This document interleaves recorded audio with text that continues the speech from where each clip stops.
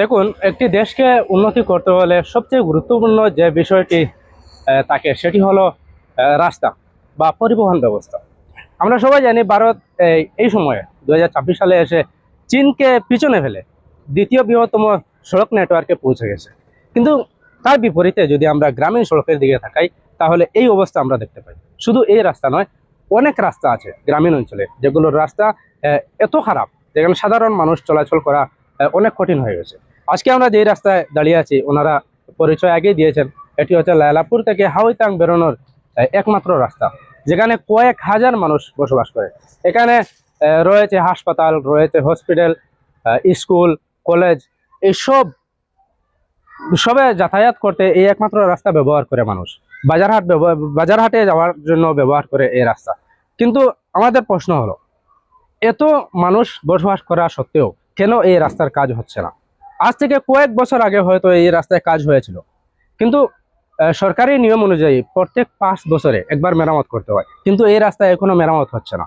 তাহলে কি এখানে যারা বাস করে এরা কি এই দেশের নাগরিক নয়? এরা কি এই দেশের ভোটার নয়? যদি হয়ে থাকে তাহলে এখানে কাজ হচ্ছে না কেন? আমি যারা আমাদের প্রতিনিধি রয়েছে, প্রতিনিধিত্ব স্তরে যারা রয়েছে, আমি সবার কাছে একটা অনুরোধ রাখবো, আপনারা দৃষ্টি আকর্ষণ করেন এইসব জায়গায় যেখান থেকে মানুষ আপনাদেরকে ভোট দিয়ে আপনাদেরকে এত বড় স্তরে পৌঁছে দিয়েছে। আপনি তাদেরকে অবহেলা অবশ্যই করবেন না।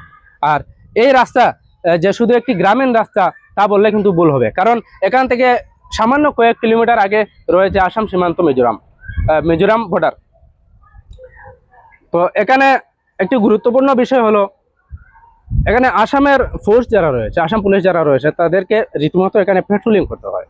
তো যদি পুলিশের পেট্রোলিংকে এই সমস্ত রাস্তার কারণে বাধাগ্রস্ত হয় তাহলে কি আমরা আগে পৌঁছে যাব নাকি আমরা পিছিয়ে যাব? এই অনুরোধটা করছি, আপনারা যত সম্ভব এই রাস্তার মেরামত করেন। মানে চলছে 2026। আমি যেখানে উপস্থিত রয়েছি সেটা হলো 306 নম্বর শিলচর টু আইজল। এটা গুরুত্বপূর্ণ রাস্তা, আর এই রাস্তার মধ্যে একটা সংযুক্ত রাস্তা রয়েছে যেটা হলো গিয়া লাইলাপুর টু ফেসনগর। এখানে আসাম মিজোরামের সীমান্ত অঞ্চল রয়েছে, অত্যন্ত গুরুত্বপূর্ণ রাস্তা। এই রাস্তার স্বাধীনতার 76 বছর পার হয়ে গিয়েছে, কিন্তু কেউ দৃষ্টি নিবদ্ধ হয়নি এই রাস্তার। কিন্তু এই গ্রামের একজন সংবাদকর্মী বিগত কয়েকদিন থেকে এই রাস্তার নাজিহাল অবস্থা সংবাদ মাধ্যমে তুলে ধরলেও কারো কানে ঢুকেনি, সবাই তুলা কানের মধ্যে রাখে দিয়েছেন। আমি সত্যি বলছি, কেন বলছি, জনপ্রতিনিধি এখান থেকে অনেক গ্রুপ মেম্বার থেকে নিয়ে পঞ্চায়েত প্রতিনিধি থেকে নিয়ে অনেকরা এখানে এই রাস্তার কেউ নজর পড়েনি।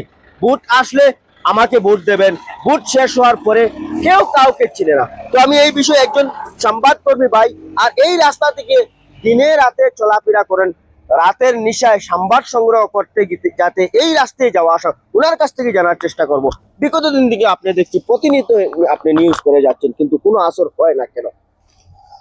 দেখেন, আমি বাস্তবে বর্তমানে যে রাস্তাটা দাঁড়িয়ে আছে 306 নম্বর আইজল জাতীয় সড়কের একদম মানে পাশে, মানে লায়লাপুর যে বাজার আছে, বাজার থেকে যে যাওয়ার রাস্তা মানে হাওইতাং, তুলাতল, ফ্রেন্সনগর বা শেওরার তল, এদিকে গিয়ে মানে মিজোরামের একটা বস্তি আছে ফাইনম বস্তি। অলরেডি মিজোরামের এই ফাইনম বস্তি সহ এই দোলাখাল নিয়ে আশেপাশে যারা মিজোরামের মানুষ আছেন সবাই কিন্তু এই রাস্তা দিয়ে চলাফেরা করে। কিন্তু হাউইতাং নিয়ে ফ্রেন্সনগর অনেক প্রায় 5 থেকে 7 হাজার গণবসতি আছে এখানে।